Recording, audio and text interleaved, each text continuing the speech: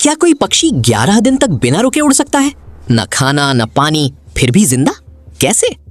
एक 300 ग्राम का छोटा सा पक्षी अलास्का से उड़कर सीधा ऑस्ट्रेलिया पहुंच गया, 13,500 किलोमीटर नॉन स्टॉप। साइंटिस्ट भी कंफ्यूज हो गए। आखिर इसका राज क्या है? उन्होंने इसके पेट पर 5 ग्राम का ट्रैकर लगाया और जो सामने आया वो हैरान कर देने वाला था। उड़ान से पहले ये पक्षी अपने शरीर में इतना फैट जमा कर लेता है कि अपने ऑर्गन्स तक छोटे कर देता है ताकि पूरा बॉडी फ्यूल बन जाए। और रास्ता? न जीपीएस न मैप, ये अर्थ के मैग्नेटिक फील्ड, सूरज और सितारों से रास्ता ढूंढता है।